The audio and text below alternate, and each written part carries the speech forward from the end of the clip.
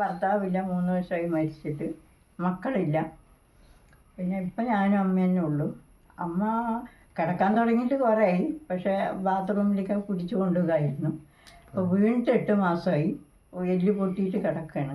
ഇപ്പോൾ എല്ലാം ഇതൊക്കെ വെച്ച് കൊടുക്കണം, അങ്ങോട്ട് കൊണ്ടുപോകണമെങ്കിൽ എടുക്കണം, അങ്ങനെയൊക്കെ. എനിക്ക് കാലുകൊണ്ട് വീണിട്ടായതാണ്.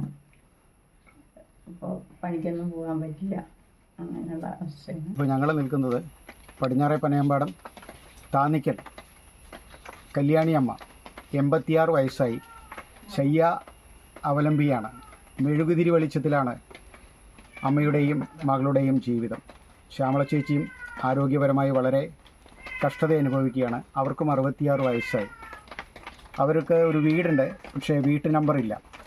നിയമപരമായി അതിൻ്റെ തടസ്സങ്ങൾ നീക്കി കൊടുക്കുവാൻ ബന്ധപ്പെട്ട അധികാരികളുടെ ഭാഗത്തുനിന്ന് എത്രയും പെട്ടെന്ന് ഒരു നീക്കമുണ്ടാവണമെന്ന് ഈ അവസരത്തിൽ ഞങ്ങൾ അഭ്യർത്ഥിക്കുകയാണ്. അതുപോലെ തന്നെ അവർ ഇരിക്കുന്ന വീട്ടിലേക്ക് വൈദ്യുതി ലഭിക്കുവാൻ വേണ്ടുന്ന ഒരു സഹായം നമ്മുടെ നാട്ടുകാരുടെ ഭാഗത്തുനിന്ന് ഉണ്ടായിക്കഴിഞ്ഞാൽ, അവർ നമ്മളെപ്പോലെ ഈ മൺസൂൺ കാലത്ത് വളരെയധികം ബുദ്ധിമുട്ടുന്ന ഈ ഒരു സാഹചര്യത്തിൽ അവർക്കൊരു വെളിച്ചം എത്തിക്കാൻ നമുക്ക് കഴിഞ്ഞാൽ, നമ്മുടെ എല്ലാവരുടെയും സമൂഹത്തിൻ്റെ ഒരു ഉത്തരവാദിത്വമായി കാണാൻ കഴിഞ്ഞാൽ, അവരുടെ ജീവിതത്തിലേക്ക് നമ്മൾ ഉണ്ടാക്കി കൊടുക്കുന്ന വെളിച്ചം നമ്മുടെ സമൂഹത്തിനാകെ ഒരു നന്മയായി പടരുമെന്നുള്ള ഒരു ചിന്ത ഇവിടെ പങ്കുവെക്കുകയാണ്.